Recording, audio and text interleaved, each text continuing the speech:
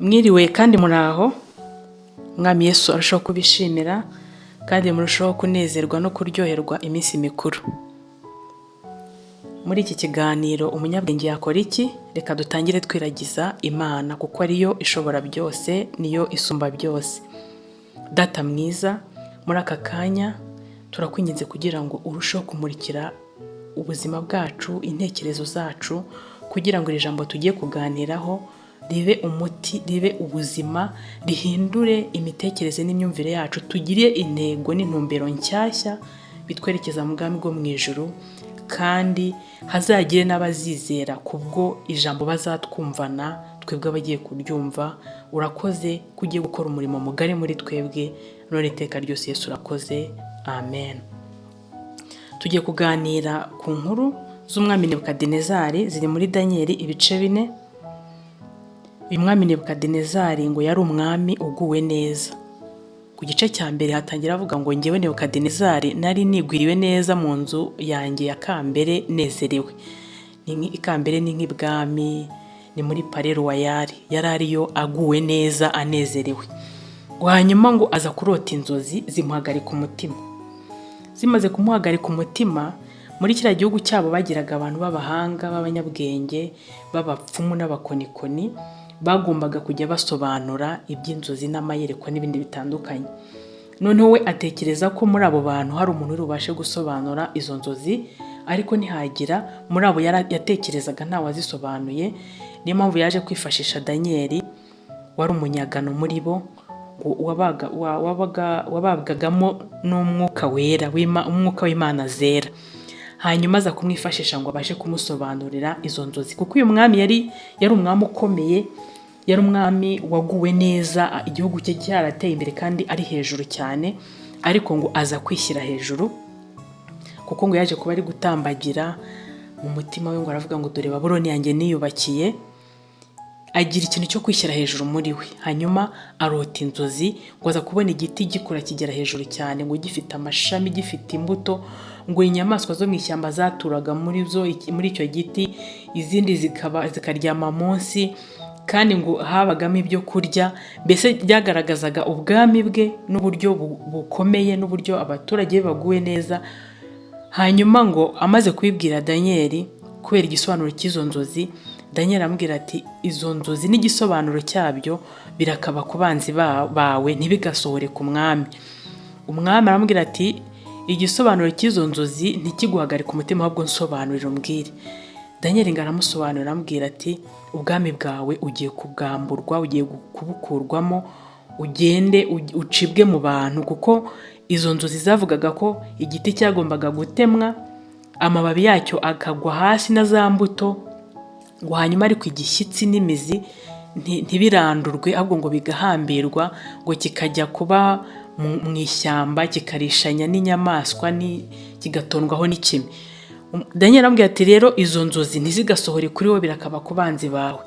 Ariko Danieli ntiyumvishe izo nzozi gusa ngo arekeraho, ntiyabonye igisobanuro gusa ngo arekeraho, ahubwo hari n'inama yamuhaye. Ku gice cyaho cya 24 yamuhaye inama.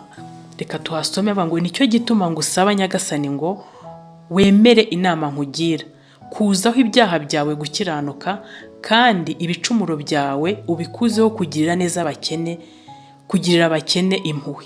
Ahari aho uzungukirwa amahoro azi wawe. Ariko umwami byabaye nk'aho atabishyikira, kubera wenda twabyita nk'umurengwe, no yari yaradamaraye, yaraguwe neza, ntiyabasha kumva izo nama ngo azishyire mu buryo ngo abyapurike, ahubwo za nzozi zaje kumusohoraho.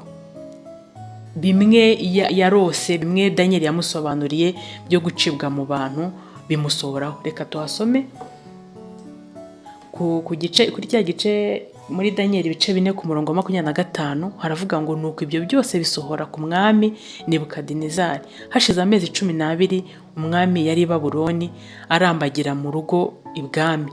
Aravuga ati ngiye i Babuloni hakomeye niyubakiye, ngo habe umurwa wanjye nturaho, mpubakishije imbaraga z'amaboko yanjye, ngo haheshe ubwami bwanjye icyubahiro.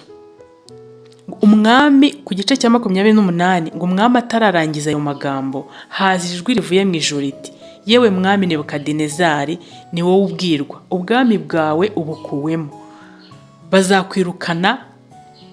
bazakwirukana bagukure mu bantu ubane n'inyamaswa zo mu ishyamba kugeza aho uzamenyera ko isumba byose ari itegeko ubwami bw'abantu kandi ko ibwimikamo uwo ishaka. Byarakomeje umwami acibwa mu bantu aragenda ajya mu ishyamba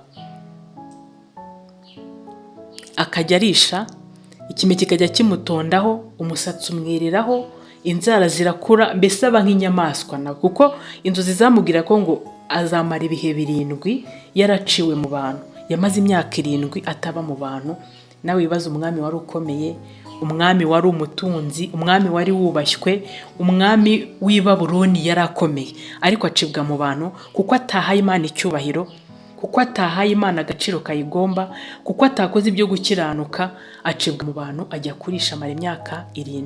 Nawe ubitekerezeho, imyaka 7, ariko nanone hakagaragaramo gukomera kw'Imana, kuba yaragiye kuba mu ishyamba akabana n'inyamaswa nazo ntizimurye, bigaragara ko hari icyo Imana yashakaga kwigisha abantu, nawe ubwe yashakaga kumwigisha. Yaragiye amaramo iyo myaka ararisha, inzara ziraza zimera nk'iz'ibikoko, umusatsi umwereraho,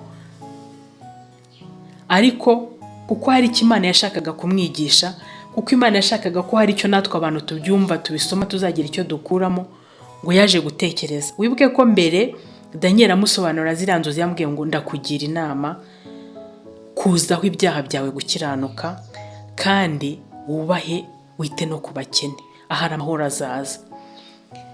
Birashoboka ko ako kantu ya nama Daniel yamuhaye yaje kuyitekerezaho nyuma y'iyo myaka 7.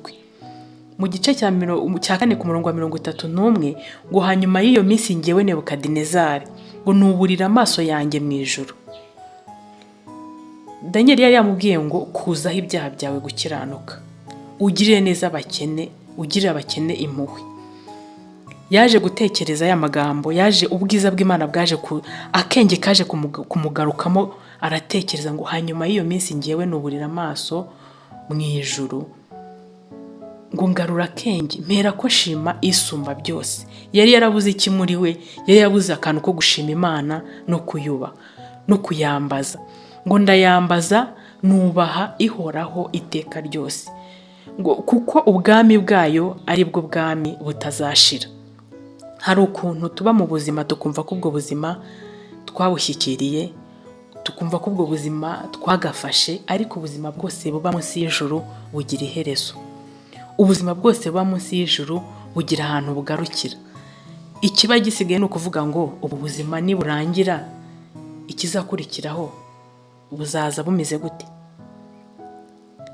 Uyu mwami yaratekereje aravuga ati nabayeho ndi umwami ndubahwa, ariko noneho ndi mu ishyamba ndi kubana n'inyamaswa. Agira akenge kibuka, gatekereza, atakambira isumba byose, yibuka ko ubwami ari ubwayo kuko ari itegeka ibihe byose, kandi ko ubwami bwo mu isi Imana ibugabira uwishaka, ikavuga ati ubwami mbuhaye runaka. Ariko uwo muntu Imana igabiye, iyi ntebe Imana ikwicajeho, itegeko Imana iguhaye, inkunu ufite muri aka kanya uyikoresha gute? Ijambo n'uburenganzira ufite muri aka kanya, icyubahiro cy'Imana kigaragaramo gute? Ntago ari ibintu biremereye, ntago ari ibintu bikomeye, bisaba kubwira Imana ukayemera, ukabwira ngo mwami ni wowe ushoboye, Mana ni wowe wimika abami, Mana ni ubwami n'ubwawe ibihe byose, n'ubwo mu isi n'ubwawe ubugabira ushatse. Ukayemera ukavuga uti ngewe ndi umuntu, ndi umurimo w'amaboko, ndi umurimo w'intoki zawe, ukayibwira ngo wowe uhoraho iteka ryose, ngwino uyobore mu mutima, ngwino wime iyi ngoma, ntago ari njye nyicaye ahubwo ngwino bari wowe wicareho. Ibyo biroroshye guhereza Imana icyubahiro, Imana ikazi kabana nawe. Nicyo uyu mwami yarabuze, nicyo uyu mwami yari yaratakaje, bituma acibwa mu bantu ajya kurishanya n'inyamaswa. Ntabwo ari uyu mwami gusa turi buvugeho, turaza kujya no muri Luka turebe undi mugabo wari umutunzi. Muri Luka ibice 16 ku murongo wa 19 turageza kuri 31. Hariho ngo umuntu wari umutunzi, wari umukire. reka tuhasome ngo hariho umutunzi wambaraga imyenda y'imihengeri y'ibitare byiza, iminsi yose agahora adamaraye, kandi hariho n'umukene witwaga Lazaro. Twibuke ko n'uyu mwami Nebukadinezari ngo nawe yaraguwe neza ikambere, ngo atekanye ameze neza. N'uyu mwami nawe, n'uyu mutunzi nawe ngo yahoraga aguwe neza, yambaye imyenda y'imihengeri ngo y'ibitare byiza iminsi yose, ngo agahora adamaraye, nawe yari adamaraye. Ariko akantu ko kubaha Imana ntago kari kari muri we. Akantu ko kugirira neza abakene, kugirira abakene impuhwe, ntago kabaga mu mutima we. Yaraguwe neza ku giti cye, nta wundi muntu bigirira umumaro. Noneho ngo bukeye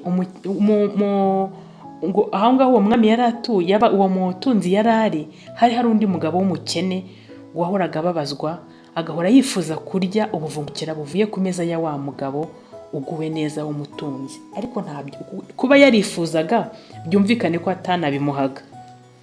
Wenda hari igihe hageraga udutakara akadutoragura, ariko kuba yarahoraga yifuza kurya ubuvungukira buvuye ku meza ye, nuko ntabyo yamuhaga. Hanyuma rero igihe cyaje kugera, reka tuhasome ngo bukeye uwo mukene arapfa, abamarayika bamujyana mu gituza cya Aburahamu, n'umutunzi nawe arapfa arahambwa. Ageze ikuzimu arababazwa cyane. Yubuye amaso areba Aburahamu ari kumwe na Lazaro ari mu gituza cye. Arataka ati, Aburahamu sogokuru, mbabarira wohereze Lazaro akoze isonga y'urutoki rwe mutuzi antonyangirize ku rurimi. Isonga ukoze urutoki mu mazi ugatonyangiriza ku rurimi rw'umuntu. Wumve ikintu yari ari kwifuza, kuko ahantu yari ari nawe yari ari kubabazwa. Ngo Aburahamu aramubwira ati, mwana wanjye, ibuka yuko wahawe ibyiza byawe ukiriho.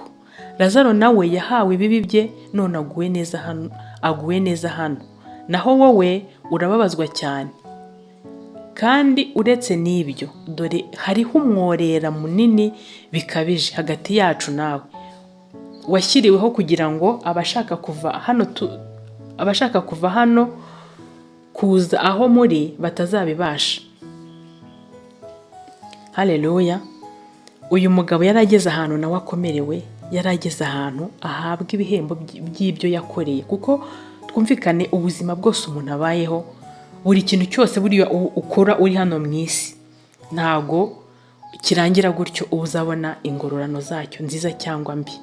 Ni amahitamo y'umuntu yo kuvuga ngo mbese ubu buzima mbayemo ingororano zabwo zizaza ari nziza cyangwa zizaza ari mbi. Rero ni amahitamo ya muntu kuvuga ngo reka nkore neza, hanyuma nzabona ingororano nziza. Uyu Lazaro nubwo yahawe ibibi ari ku isi, akababazwa, agakena, agasonza, nyuma yaje ntago yibye ngo abone, ntago yagiye kwiba kuri uyu mugabo ngo abone ibyo kurya. Nta nubwo yamututse cyangwa ngo amwitotombere. Yaragerageje kwihanganira ubwo buzima, hanyuma aza kujya mu buzima aranezerwa nawe.